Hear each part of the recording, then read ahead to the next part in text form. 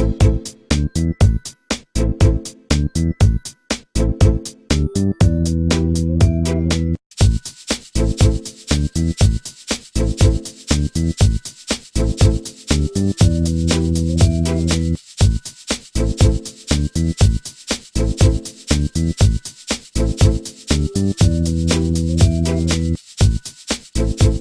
buenas tardes a todos. Es un gusto tener hoy con nosotros a José Luis Machinea.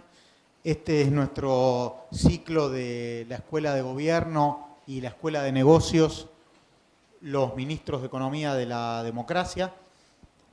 Es la segunda vez que nos acompaña José Luis en este ciclo, que comenzó con su presencia respecto al periodo en el cual, como presidente del Banco Central, participó en la gestión económica del gobierno de Raúl Alfonsín. Luego continuamos con Domingo Cavallo, luego continuamos con Roque Fernández, y el tema de hoy es la participación de José Luis como ministro de Economía del gobierno de Fernando de la Rúa entre 1999 y 2001. Creo que José Luis no necesita presentación, pero como dije, fue el presidente del Banco Central de la Argentina, ministro de Economía, doctor en Economía de Minnesota, luego secretario general de la CEPAL, además de otro gran número de importantes posiciones y publicaciones a lo largo de toda su carrera. Es un gran gusto tenerte hoy con nosotros. Gracias. Muchas gracias por venir. El tema de hoy, como decía, es dentro de este ciclo conversar contigo sobre el gobierno de la Alianza. Y en realidad, en gran medida, vos fuiste un ministro de Economía preanunciado de ese gobierno, porque desde hace un tiempo antes, junto con la conformación de la Alianza, integraste, junto por ejemplo con Pablo Gerchunov, FADE, como una fundación que ya se estaba preparando y constituyendo un equipo económico para ese gobierno, integrando de alguna medida, digamos, en realidad, digamos, es parte de la pregunta, pero de alguna manera tu presencia contribuía justamente a constituir una alianza entre Fernando de la Rúa y, y Chacho Álvarez y Raúl Alfonsín y otras figuras. Lo primero que te queríamos preguntar era sobre ese periodo, sobre el periodo anterior a la asunción, cómo fue ese trabajo previo en FADE, y cómo ustedes van avanzando, cuál es el diagnóstico principalmente de la situación, preparándose para asumir en diciembre del 99. Bueno, buenas tardes. ¿Se escucha, no? ¿Sí? Buenas tardes y gracias, Ernesto, por la presentación. Gracias, Alejandro, y gracias por la invitación, por estar aquí una vez más. Sí, efectivamente, yo fui en el año 97, a mí me nombraron, ¿cómo se llamaba? ¿Qué era el cargo que tenía? ¿Vos sabés? Referente económico. Referente económico de la Alianza, que era como manejaba los equipos económicos de la Alianza, ¿no? Y la pregunta puede ser ahí, ¿por qué me eligieron? No sé, habría que preguntar a los que me eligieron, pero en todo caso mi interpretación era que yo en ese momento tenía la confianza de alguna manera de la gente del Frente Grande, por más que venía del radicalismo, tenía la confianza de Chacho Álvarez y Graciela Fernández Mejide, la confianza de Alfonsín, y no tanta la confianza de la Rúa, por eso era más bien hombre de la Alianza que hombre de la Rúa, ¿no? Pero por eso me eligieron para ocupar ese puesto, que trataba de coordinar a un equipo de 10 economistas, de 5 del radicalismo y 5 de la Alianza, y yo jugaba el rol difícil por momentos de ser el economista de la Alianza. El diagnóstico fue cambiando. En el 97 el diagnóstico era uno. Cuando nos acercamos a las elecciones de octubre del 99, el diagnóstico era bastante distinto, ¿no? En el 97 había todavía precios de las materias primas razonablemente altos. Brasil no había devaluado, el dólar no se había apreciado fuertemente y la economía argentina con problemas uno podía decir que era razonablemente competitiva. A medida que pasó el tiempo y nos movimos del 97 al 99, el dólar se fue apreciando, con lo cual el peso también se fue apreciando. Brasil devaluó, y Brasil era el socio comercial más importante de la Argentina y devaluó en enero del 99. La tasa de interés comenzó a aumentar y sobre todo la situación fiscal del gobierno se fue deteriorando fuertemente. Inicialmente como consecuencia de una reducción de impuestos, pero después como consecuencia de la recesión, que hizo que el déficit fiscal creciera hasta alrededor de 4,5 puntos del producto, 4,7% del producto durante el año 99. Así que fue un diagnóstico distinto, una situación complicada pero manejable en el 99 y cada vez menos manejable en el 99, 97 y 99. Bueno, vamos entonces Si me queda algo que me olvido, ustedes me dicen. Vamos puntualmente a 1999. ¿No? Ahí, digamos, una pregunta me parece más o menos obvia es ¿por qué, frente a esos cambios en el contexto externo y en la situación fiscal y a los desequilibrios que esos cambios introducían en el régimen de convertibilidad, ¿por qué se decidió mantener la convertibilidad, en el comienzo, del gobierno, ¿no?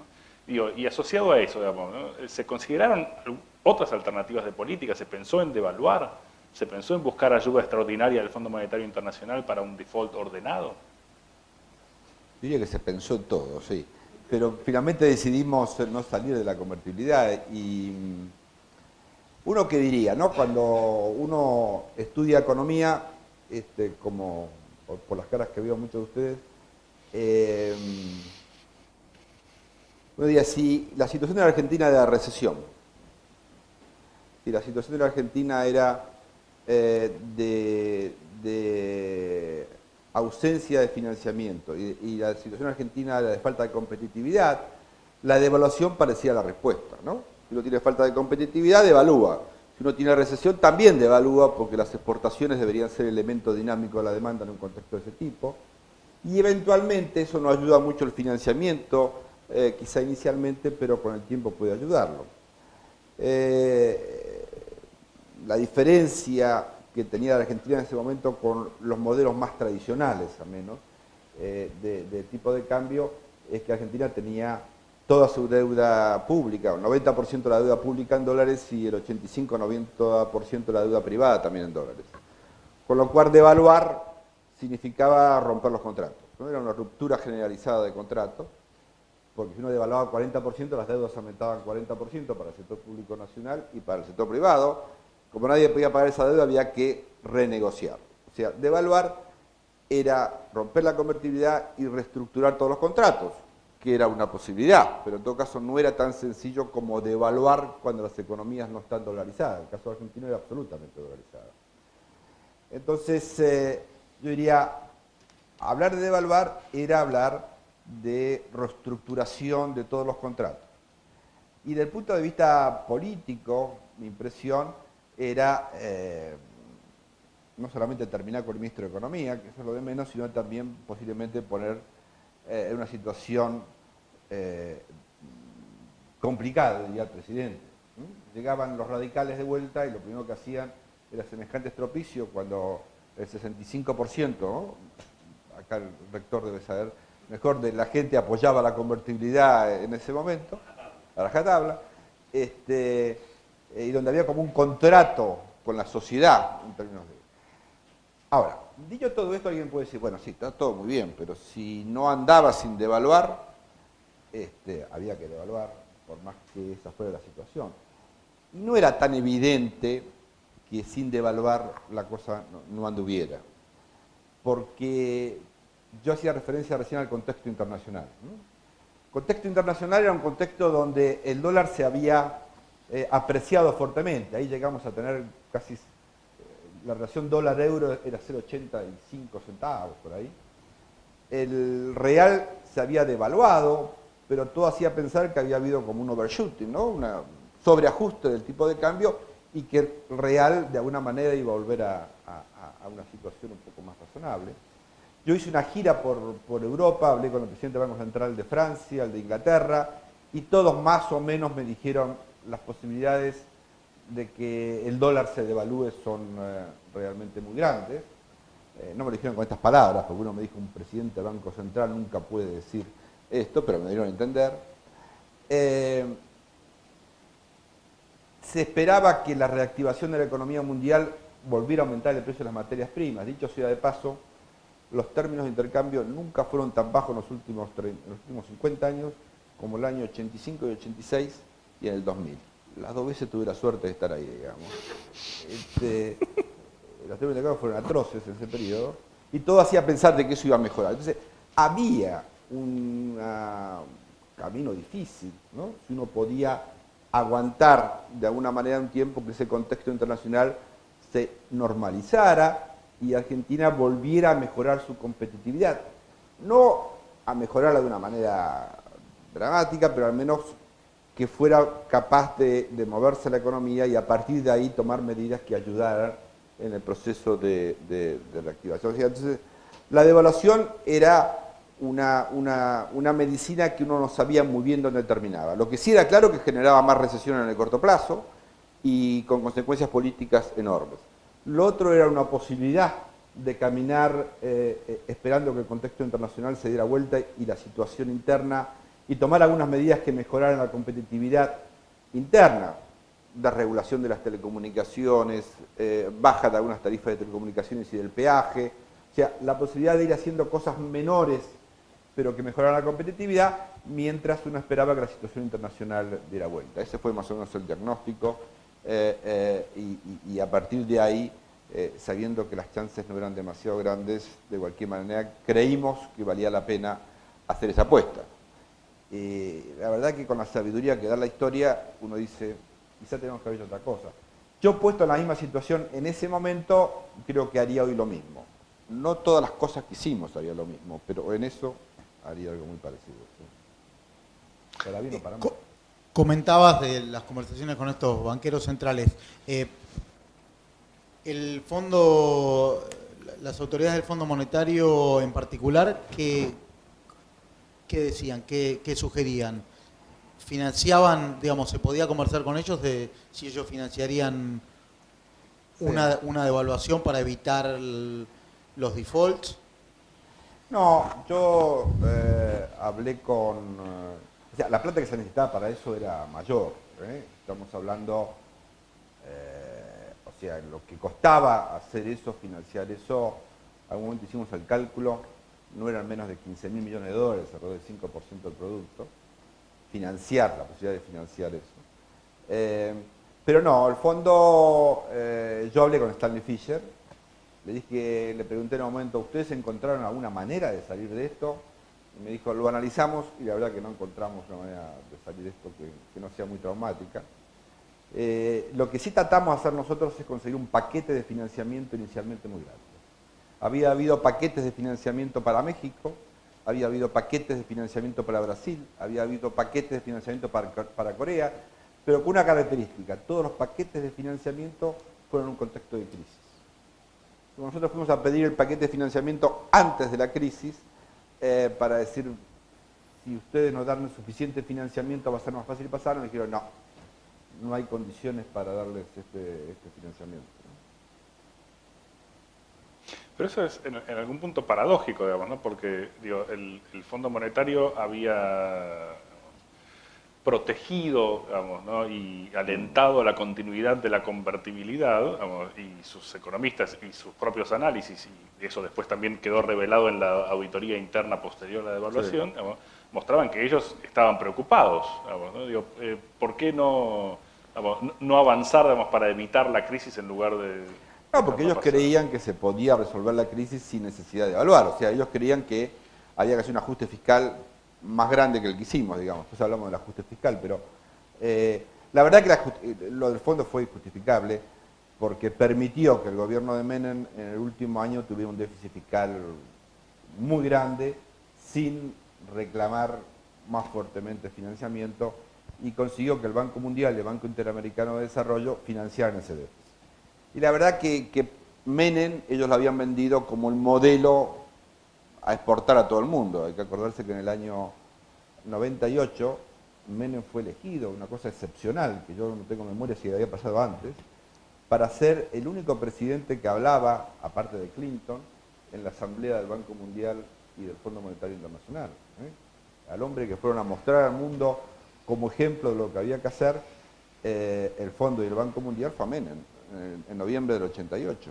Entonces, ellos tenían un interés especial de que Menem no se cayera después de semejante show. Pero ellos creían que había margen con sus medidas siempre tradicionales de ajuste fiscal para salvar la situación, ¿no? O sea, no es que ellos tenían claro de que había que salir de la convertibilidad. En el fondo, ¿quién hablaba de salir de la convertibilidad en Argentina? Porque ahora ustedes habrán visto que todos parece que sabían muy claro de que había que salir de la convertibilidad y que había que devaluar.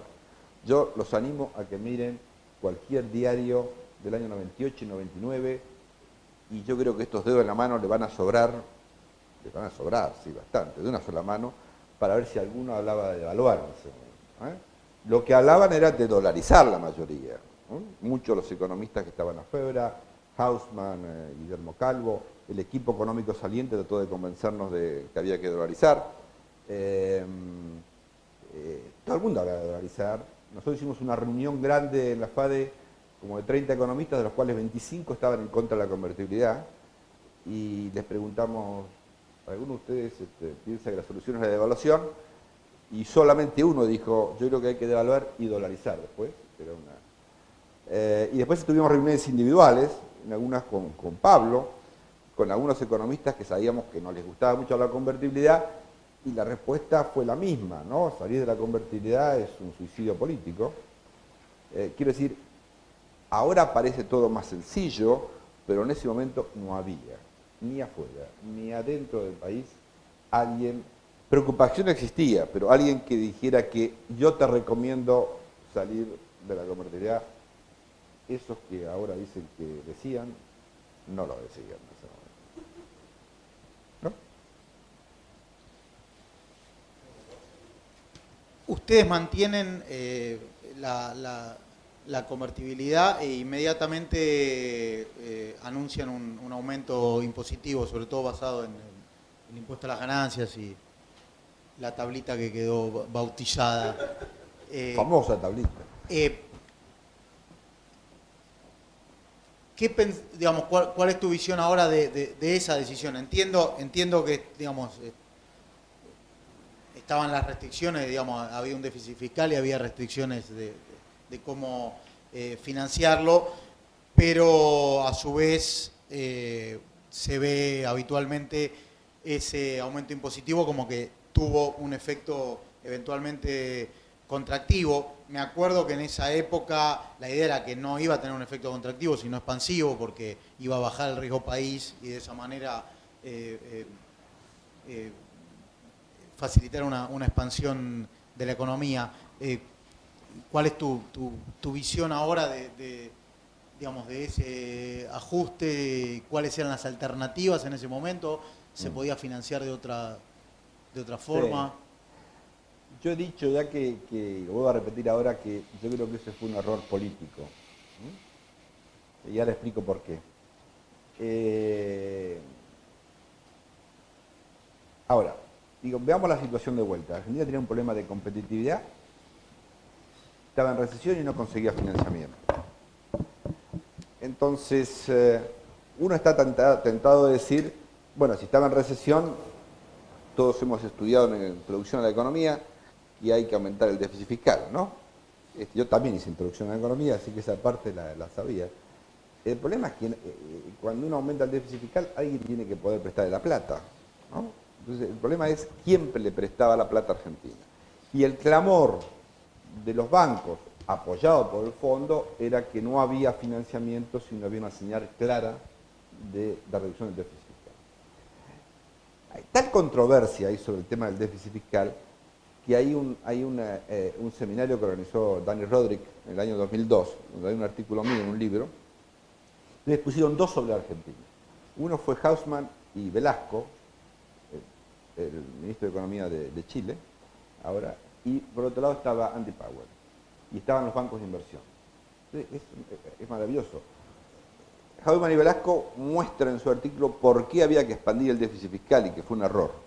Andy Powell muestra por qué el error fue no haber sido más duro desde el punto de vista fiscal, ¿no? Los dos, grandes modelos, muestran lo mismo. Y la gente que importaba, la gente que estaba en ese seminario, JP Morgan, dice, el gran error fue no haber bajado 20% del gasto público. Porque la idea es, si no, nosotros no íbamos a financiar. Entonces, obviamente que la solución en un momento de recesión es expandir el déficit fiscal. El problema que teníamos era que nadie estaba dispuesto a financiarlo si uno no daba una señal. Cuando yo me di cuenta de esa realidad, dije, bueno, ahora, ¿cómo hacemos para decir que esto puede reactivar la economía bajando el déficit fiscal? Entonces, lo que estaba en boga en ese momento, nosotros usamos, es decir, bueno, mire, la receta es muy sencilla, nosotros vamos a bajar el déficit fiscal, eso va a generar tanta credibilidad, que esa credibilidad va a hacer que baje la tasa de interés y eso es lo que va a hacer reactivando.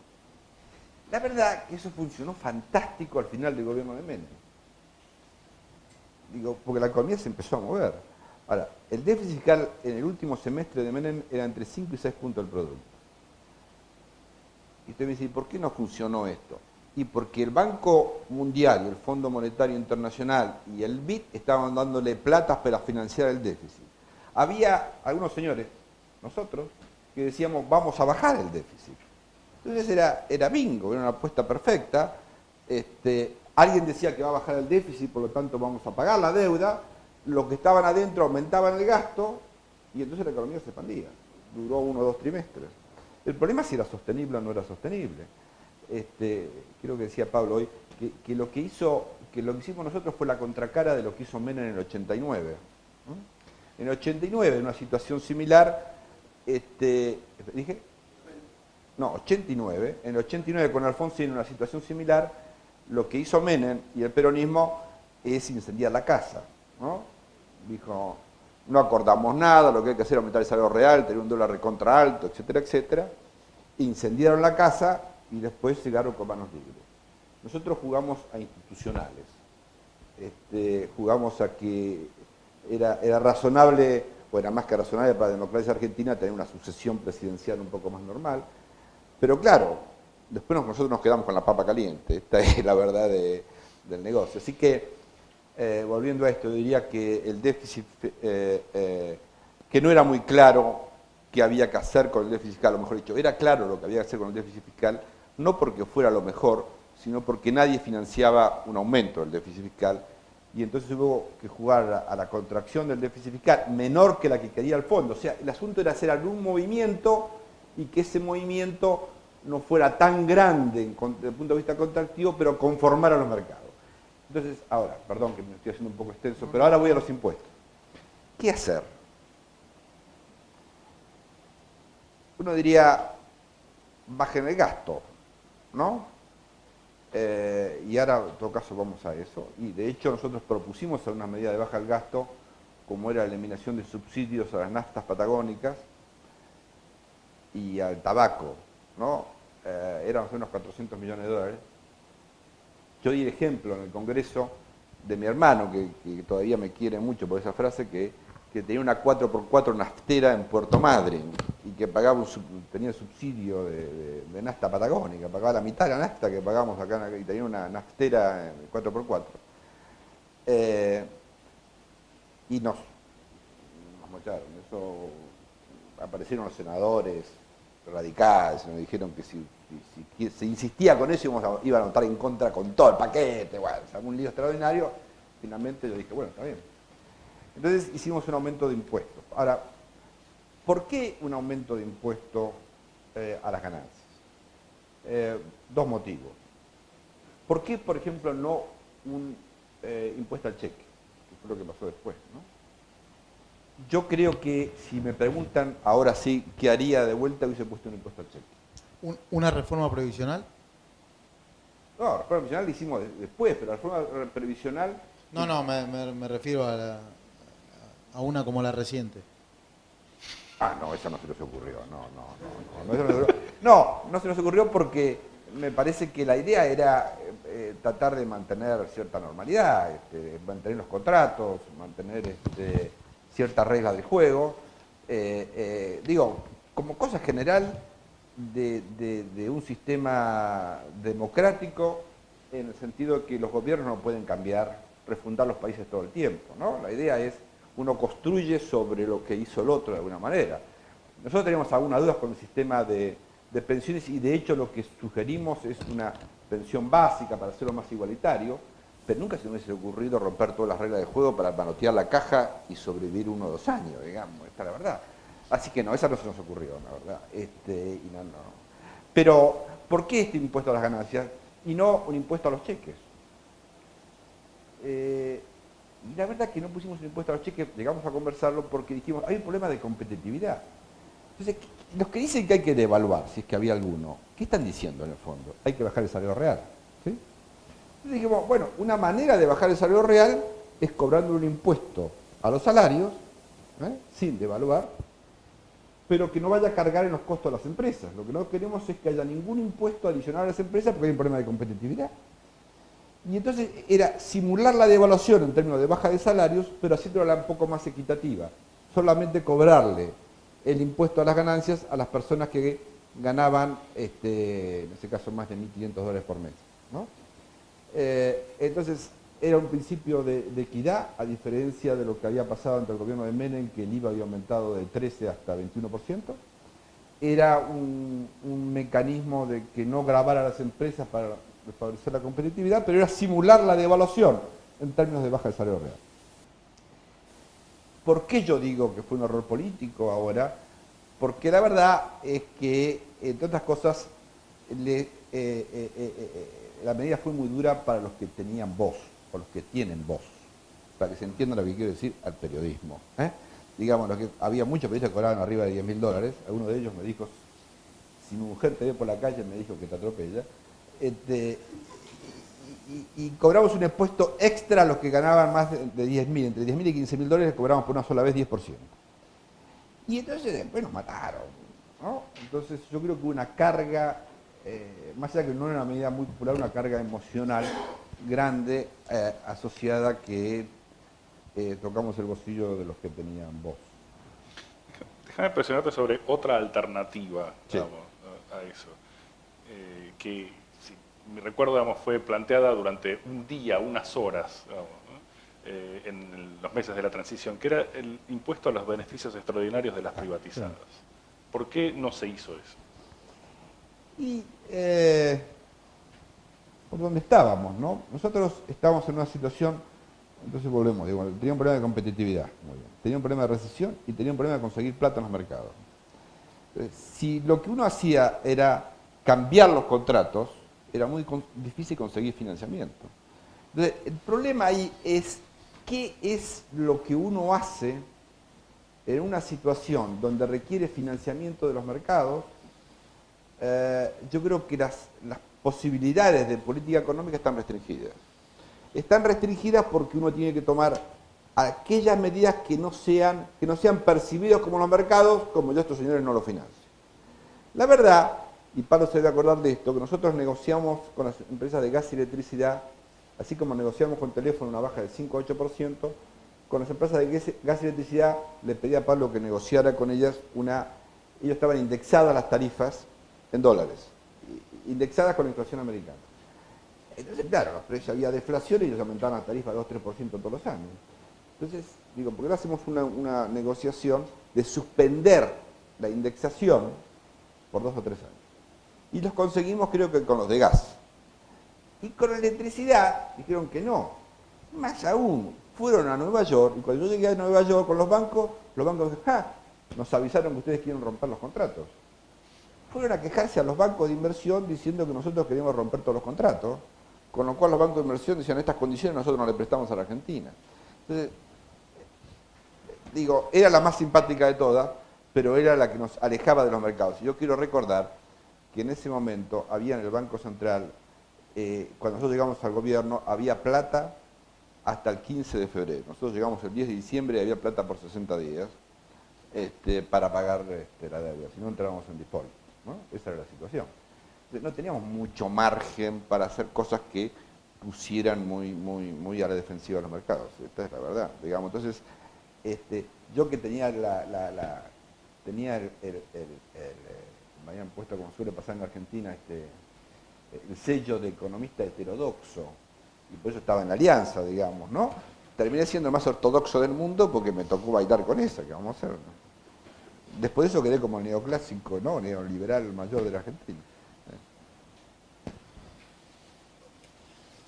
No, yo te preguntaba recién por la reforma previsional, porque, digamos, el escenario que vos describís es que, digamos, están todos los caminos cerrados, no se puede devaluar, no se consigue financiamiento externo, digamos, un recurso posible ahí era, digamos, alguna forma de financiamiento,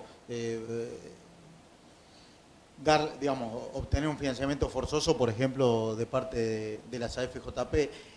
FADE había estudiado el funcionamiento de las AFJP, había, digamos, algunas cuestiones en el sistema que se podían, digamos, competencia, el hecho de que la comisión se cobraba toda en forma anticipada, o sea que a lo mejor, digo, sí, dentro del menú uno podía hacer una serie de reformas buenas y otras no tan buenas. Sí.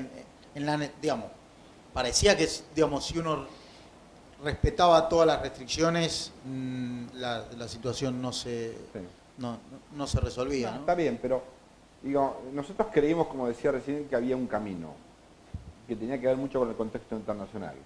O sea, todo el mundo apostaba, y es cierto, a la devaluación del dólar, a la apreciación del real, al aumento del precio de las commodities. Y todo el mundo tenía razón, con un retraso de 1 año y medio. Eso pasó en fines del 2002, comienzo del 2003, ¿no? Esa fue la tendencia de lo que pasó, hasta el punto que las commodities valieron, ahora valen el doble, un poco más del doble de lo que valieron en ese momento. Pero fíjate vos, yo creo que nosotros no avanzamos, tenés razón, habíamos analizado todo el tema de las reformas de la FJP, de aumentar la competencia, de pelear las comisiones, y empezamos a hacer algunas de esas reformas. Pero lo que estamos hablando acá es de financiamiento, había que sacarle a las FJP 10 o 15 mil millones, los vencimientos más el déficit daban alrededor de 25 mil millones de necesidad de financiamiento, y eso era una medida muy anti todo, digamos, ¿no? Entonces, quizá no avanzamos suficiente en las reformas, pero yo no creo que, porque ya acordate que ya había una parte compulsiva, en parte, que habían sido llevadas a FJP, tenían más de alrededor de un 50% de los títulos de sus activos eran en bonos públicos, ¿no? Nosotros creo que aumentamos eso en el margen, después Cavallo lo puso un 70% antes del quiebre, pero eso era una declaración de guerra, difícil de hacer en ese momento. Era un pan para hoy, hambre para mañana, ¿no? En términos de financiamiento externo. Era muy difícil restablecer, el financiamiento externo con esa medida. Bueno, uno de los primeros proyectos, digamos, ya iniciada la gestión, digamos, cuyas consecuencias fueron bastante vastas, digamos así, fue la reforma laboral. Yo sobre la reforma laboral quería hacerte, digamos, 3 preguntas. En primer lugar, bueno, ¿por qué el gobierno se jugó, digamos, por la reforma laboral en el comienzo de la gestión, digamos, y no lo dejó para más adelante, digamos, para un momento en donde, digamos, quizás no quedara como uno de los proyectos emblema, digamos, de un gobierno, digamos, que comenzaba? En segundo lugar, digamos, me gustaría que especificaras un poco en qué difería el proyecto, digamos, de reforma laboral de la Alianza de las iniciativas previas, digamos, ¿no? Las que Menem, digamos, había, digamos, avanzado, y también las que proponía el Fondo Monetario Internacional y el Banco Mundial. Y por último, tengo que preguntar, digamos, ¿qué es lo que, digamos, vos pensás que ocurrió en ese trámite parlamentario?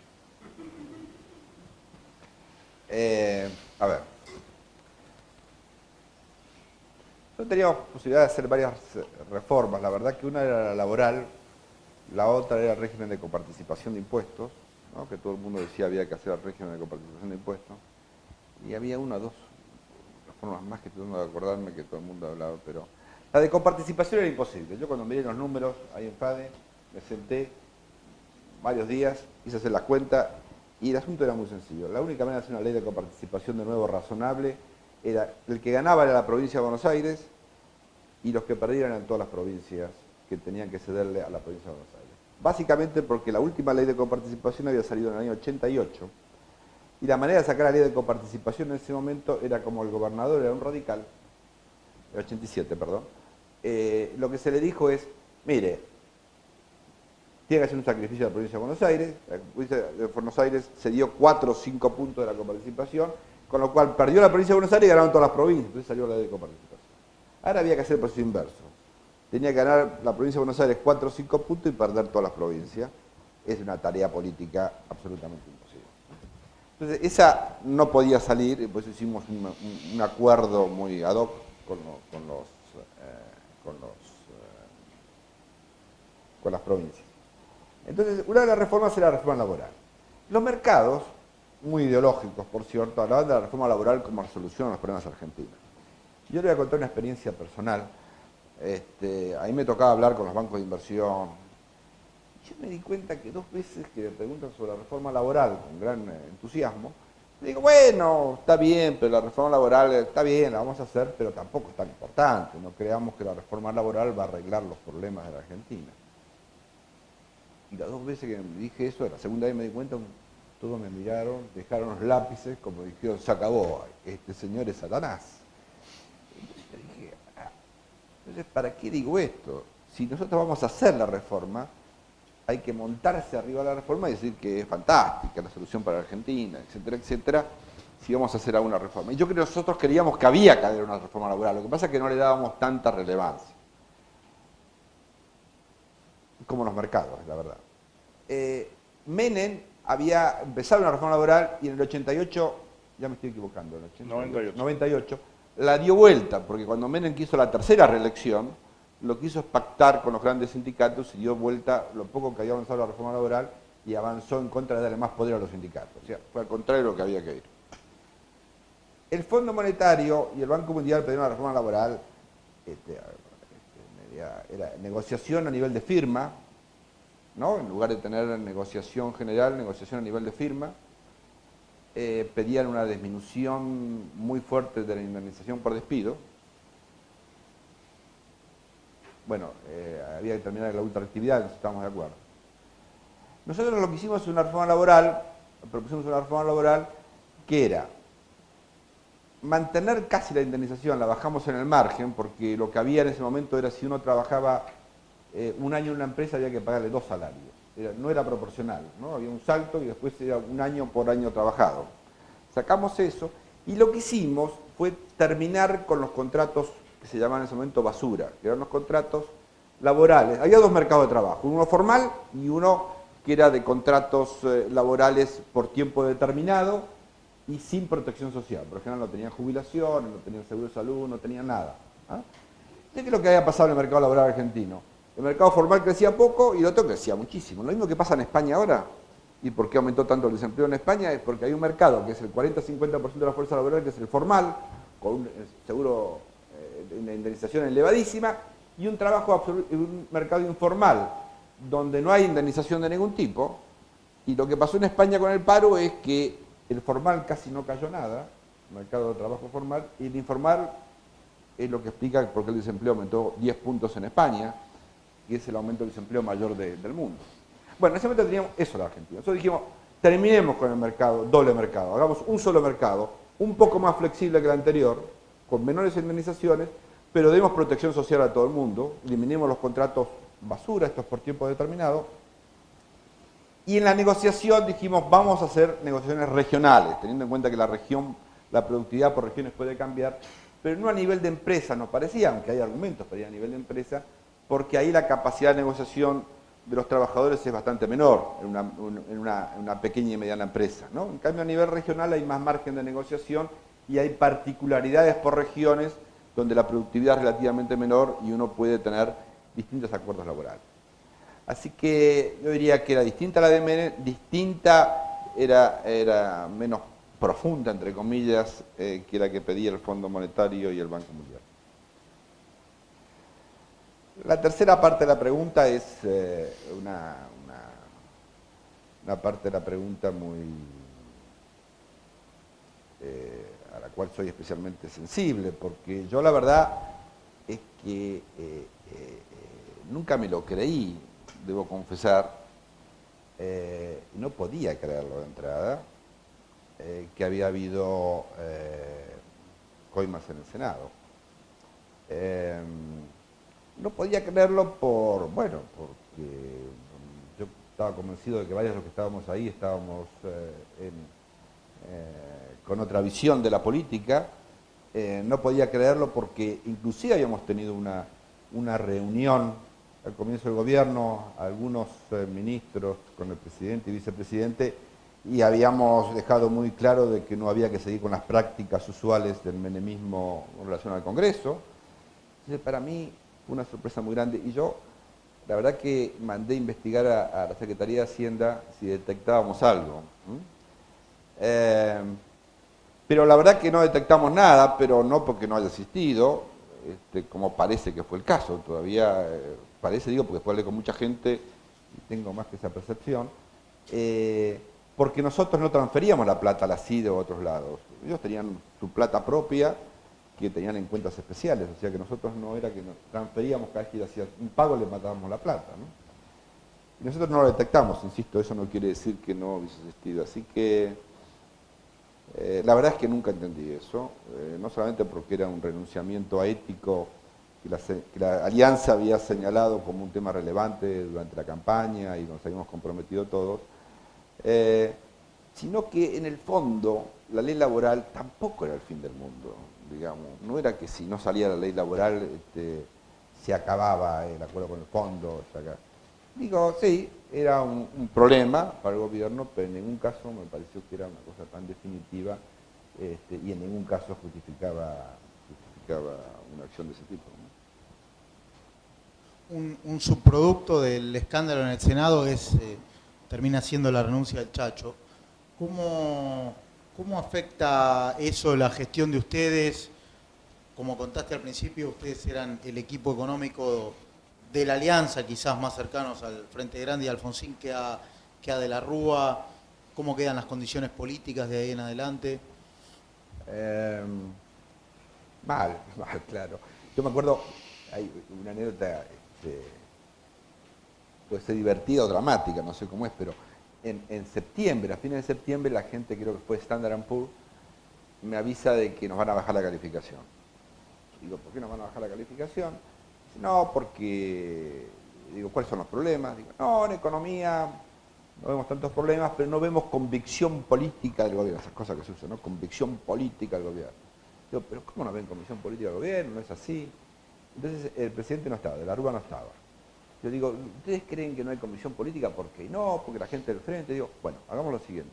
Yo les consigo una entrevista con Chacho Álvarez, y ustedes hablan con él, a ver qué conclusión llegan. Entonces eso debe haber sido el 20 de septiembre. Entonces van a la reunión con Chacho Álvarez habló 1 o 2 horas, salieron tan encantados que me llamaron por teléfono y dijeron, olvídate, no bajamos nada la calificación, Chacho Álvarez nos ha convencido de que a los 15 días había renunciado. Entonces, bueno, digo, cuento esta anécdota para ver la magnitud del problema. Y el riesgo país aumentó 300 puntos en un mes. Entre el 5 de octubre y el 5 de noviembre aumentó 300 puntos, desapareció la posibilidad de acceder al mercado financiero.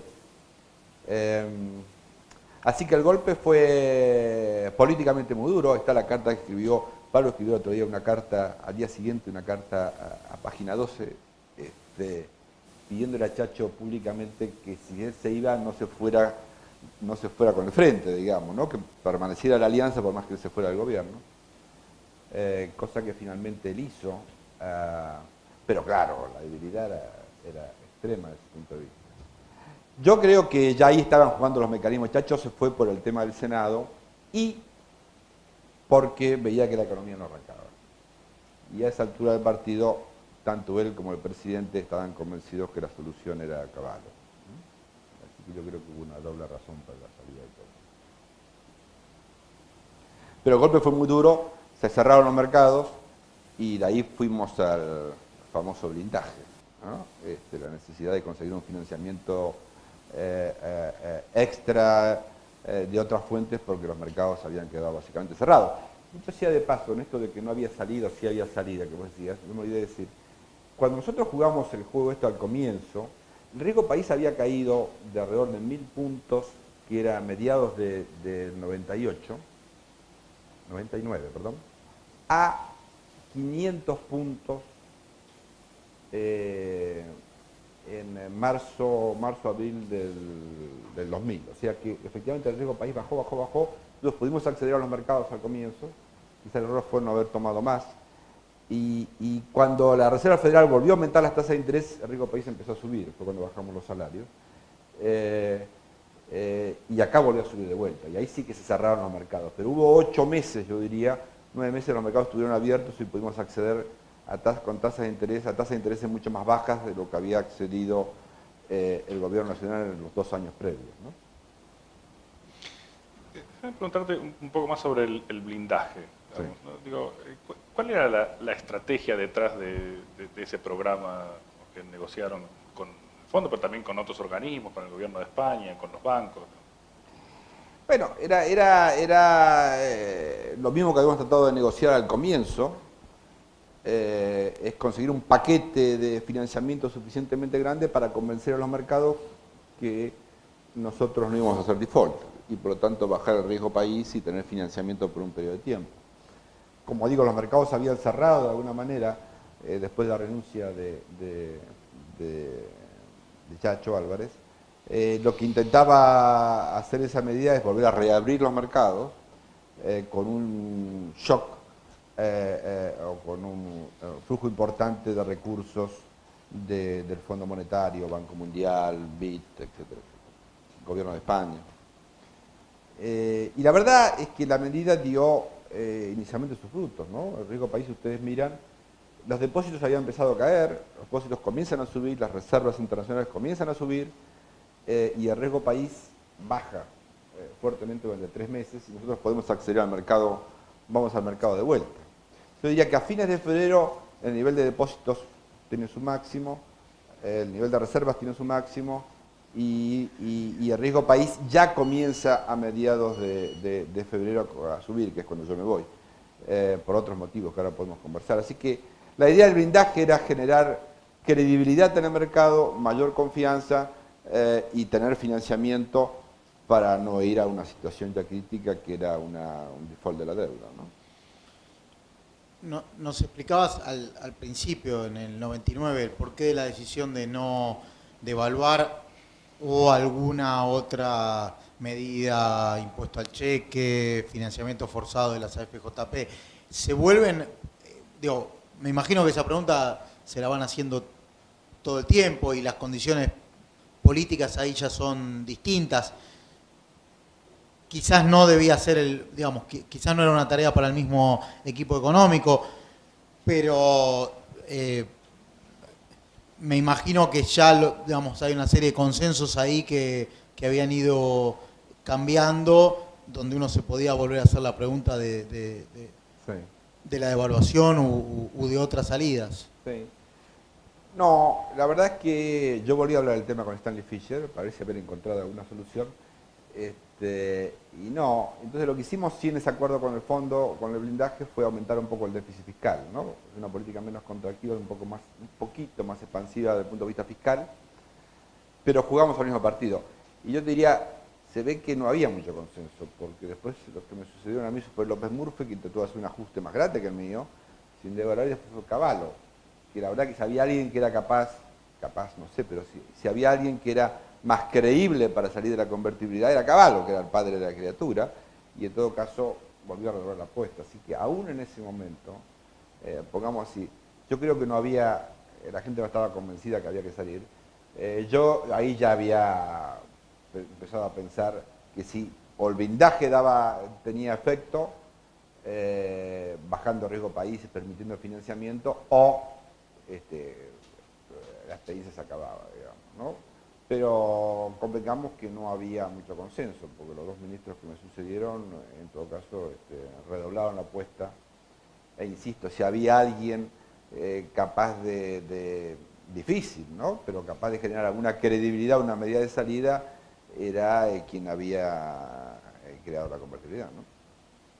Pero justamente la expectativa que mencionabas antes de Chacho o cuando De la Rúa piensa en abrirle el camino a Cavallo, no, a Cavallo ya, digo, se lo preguntamos su opinión, pero en Chacho o en De la Rúa no está la idea de que Cavallo era la persona para esa salida. Es que De la Rúa no pensaba en salir, y Chacho, la verdad es que Chacho había llegado a decir, tal vez su convencimiento que no había que salir, que él se arrepentía de no haber votado a favor de la convertibilidad, ¿no? La declaración del Chacho del año 2000.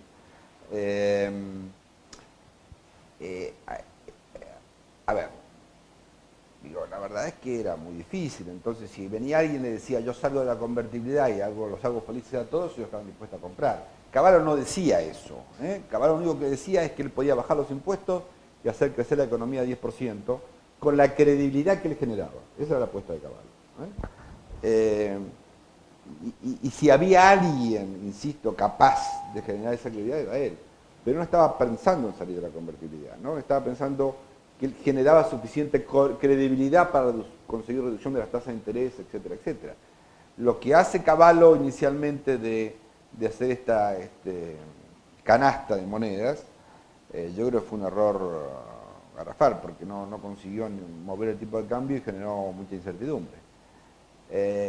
Yo creo que Cavallo después se convenció que ni su figura alcanzaba, que la situación era más grave, y cuando el riesgo país era de 1000 ya en julio-agosto, yo le dije a Cavallo, en una reunión en Washington, yo estaba en Washington en ese momento, le dije, me parece que se acabó.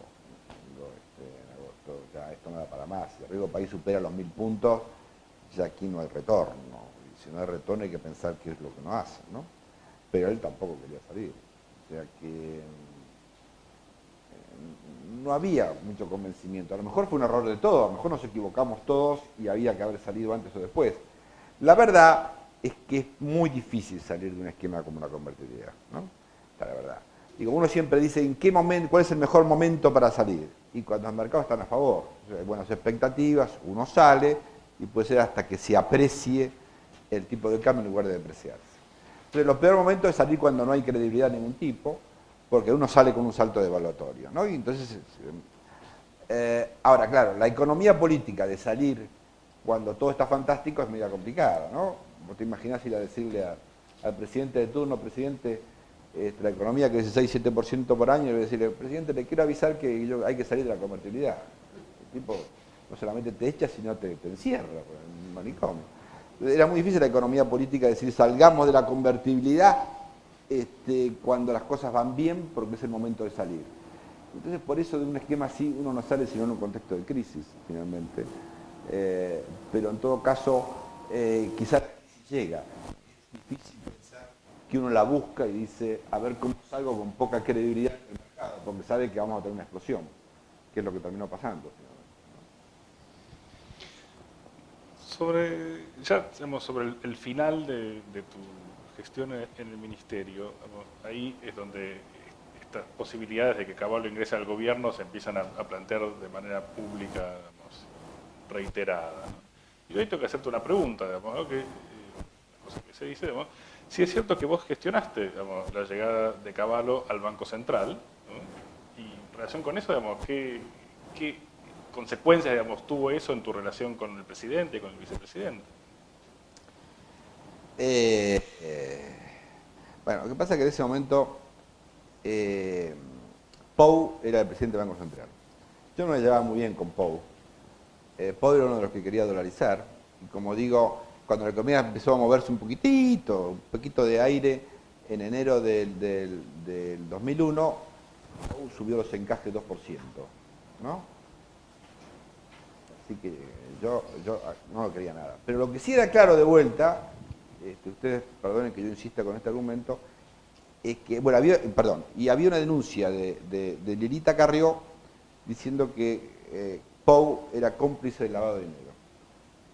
Claro, en medio de una incertidumbre total de los mercados, saludarlo a Pou, porque echarlo a Pou del Banco Central porque era cómplice del lavado de dinero, no parecía una medida muy razonable. Entonces, yo traté de defenderlo primero a Pou, con lo cual Lita Carrión me dijo que yo era también cómplice del lavado de dinero. Y después me llamó y me dijo, no lo tomes así, no es para tanto.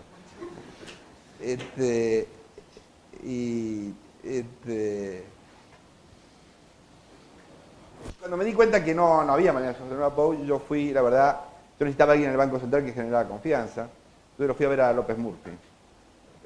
Y él me dijo que de ninguna manera. Por argumentos que no vale la pena ahora comentar ahora, pero él no quería agarrar el Banco Central. Y entonces finalmente dije, ¿quién me queda para poner el Banco Central que genere confianza? Y la persona era Cavallo. Yo sabía que convivir con Cavallo no iba a ser una tarea sencilla, pero me pareció que estábamos en una situación harto delicada, porque el asunto se había complicado mucho en febrero, el déficit fiscal había dado un poco más alto en enero de lo que debía dar, Turquía, que tenía un esquema parecido al de la Argentina, había salido del tipo de cambio fijo, teníamos, Pou había subido los encajes, Lelita Carrió denunciaba al presidente del Banco Central como cómplice de lavado de dinero, digo, todo se empezaba a enturbiar. Entonces digo, de vuelta, necesitamos a alguien que genere confianza, fui a hablar con Cavallo, almorcé con Cavallo ese día y le dije si él estaba dispuesto a ir al Banco Central y me dijo que sí. Y entonces después fui a hablar al presidente y le dije, bueno, perdoná que me tomé la atribución de ofrecerle a Cavallo el Banco Central, y él estaba contentísimo, digamos, de eso. Y entonces me dijo, hay que hablar con Chacho y Alfonsín, y como siempre pasaba, el que me encargué de hablar con ambos fui yo.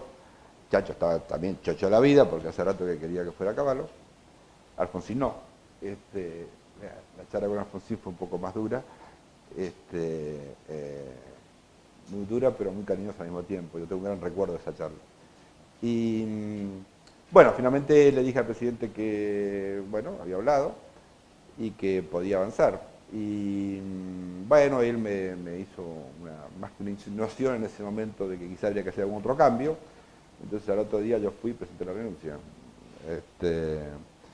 Que a diferencia de lo que se comentó después, él aceptó de buen grado, digamos, ¿no? No es que estaba en contra de la renuncia, claro. ¿Cómo son las semanas anteriores a eso? Hay una revisión, una primera revisión de las cuentas del primer trimestre que no se cumplen las metas.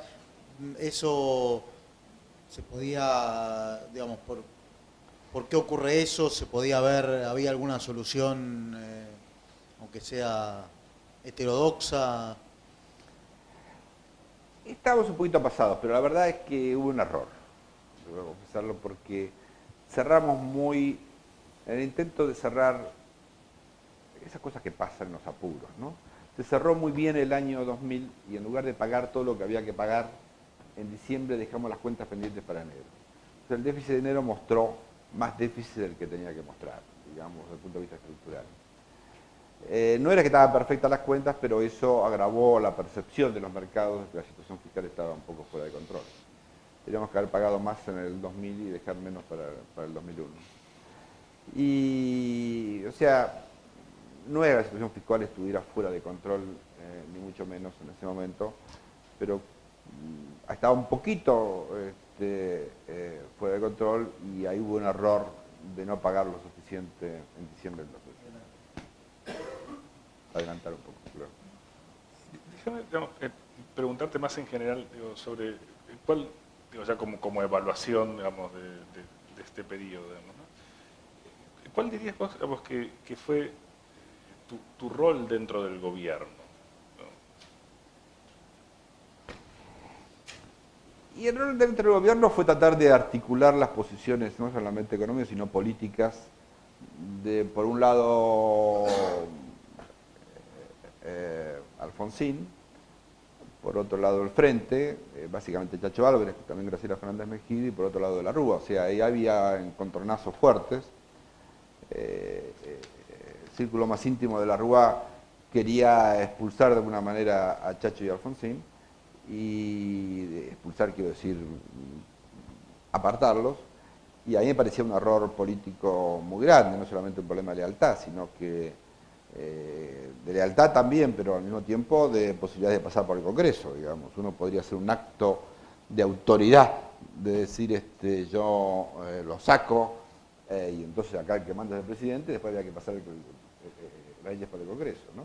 Y ahí había un canto de sirena, como siempre pasa, perdón que diga esto ahora, había un canto de sirena del peronismo, que lo alentaba de la Rúa diciendo, vos hacés lo que nosotros estamos aquí para ayudarte. Digamos, una estrategia que ha repetido a lo largo de la historia y después no están para ayudarlo a uno. Pero entonces yo jugaba un poco de articulador y tenía un rol un poco político, y las decisiones difíciles era el que yo las conversaba con la gente del frente y con Alfonsín. Que Argentina ha experimentado tantas dificultades para su desarrollo económico. Hay situaciones de mala suerte en algún punto, lo que vos comentás hay ahí un ciclo económico internacional que llega tarde, y que cuando llega ya sufrimos un traumatismo institucional, político y económico del default y de la devaluación, pero digamos, más allá de las malas suertes de alguna ocasión, ¿por qué estas dificultades particulares y recurrentes de la sociedad argentina? Eso da para otro seminario. Yo tendría una respuesta, pero la respuesta no se aplica necesariamente al momento, en parte sí, a los momentos que a mí me tocó estar en el gobierno, digamos. Yo creo que ahí hubo una mezcla de contexto internacional, errores en el diseño de la política, etc. Pero digo, si uno mira a Argentina respecto a otros países de la región, que les va un poco mejor, creo que lo que aparece muy evidente en Argentina es que es difícil construir consensos mínimos, ¿no? Es un país donde no hay consensos mínimos, donde yo creo que en parte, no será la única responsabilidad, pero en parte el peronismo no está acostumbrado a estar en la oposición, y entonces de la oposición no actúa medio como opositor tratando de consensuar, sino de terminar con el gobierno de turno. Pero va más allá del peronismo, la verdad. Es una sociedad que cada vez más, desgraciadamente, es una sociedad muy tironeada, con muchos enfrentamientos. Y a mí me parece que hay ejemplos en la región, Brasil por un lado, Chile por el otro, donde se generan ciertos consensos explícitos o implícitos, ¿no? Y me da la sensación que en la política argentina, no solamente en los últimos 20 o 30 años, yo diría